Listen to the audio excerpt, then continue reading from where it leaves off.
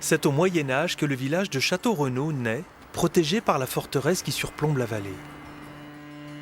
Le long des berges des deux rivières qui traversent la cité se développent les activités du textile et de la tannerie. D'artisanales jusqu'au XVIIIe siècle, elles passeront au XIXe siècle au stade industriel. La ville s'en trouve transformée.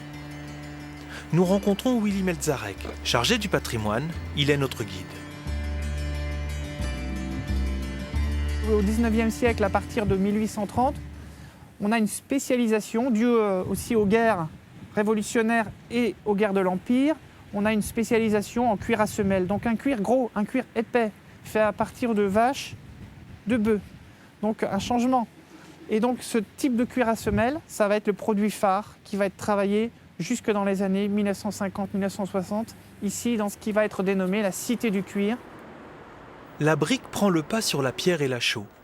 Les tanneries, pour être fonctionnelles, sont bâties avec une architecture spécifique. Il faut imaginer toute la ville de Château-Renaud avec ce style architectural de bâtiment où on avait au bord des rivières des accès sur l'eau pour les tanneurs qui avaient besoin de l'eau pour leur travail. Et puis des bâtiments, vous voyez ici un séchoir, le dernier à être conservé dans la ville pour faire sécher les cuirs. Fin 19e siècle, Château-Renaud comptera jusqu'à 16 tanneries. La ville grossit, 4500 habitants y vivent, la plupart ouvriers, travaillant pour le cuir. Les tanneurs vivaient et travaillaient dans un secteur très rapproché. Et on a cette vie de tannerie, d'activité, de bruit, d'odeur qui se mêlaient au sein de la même ambiance et du même quartier industriel et industrieux.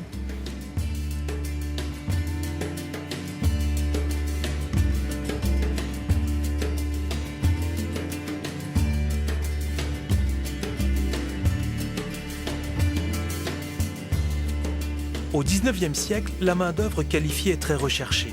Pour retenir les ouvriers, le paternalisme patronal se développe et crée des avantages sociaux.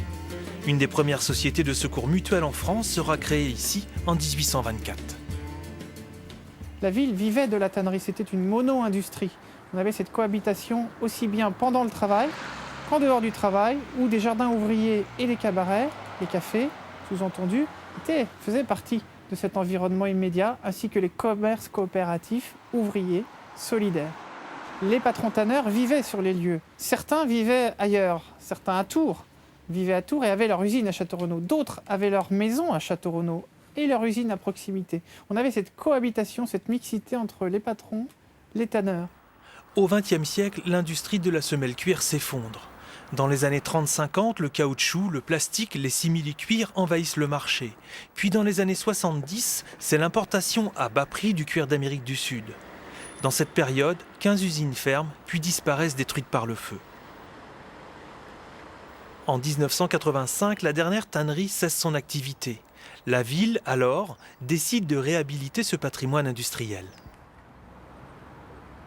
On a deux quartiers environnants de ces espaces de tannerie qui sont en pleine voie d'évolution, avec des cabinets d'architectes qui travaillent, d'urbanisme, de paysagers, qui travaillent à la réhabilitation de ces ensembles et à l'unification de ces ensembles pour que le citoyen se réapproprie l'espace.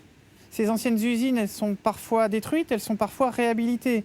Ici, un bon exemple de réhabilitation avec une ancienne tannerie réhabilitée en siège social pour la communauté de communes et la place nouvellement réhabilitée pour accueillir une nouvelle place de marché, la place des droits de l'homme, où autrefois s'élevaient plusieurs fosses de tanneries. Château-Renaud a fait le choix de sauvegarder son identité et sa mémoire industrielle, faisant des quartiers des tanneries un nouveau paysage chargé d'histoire.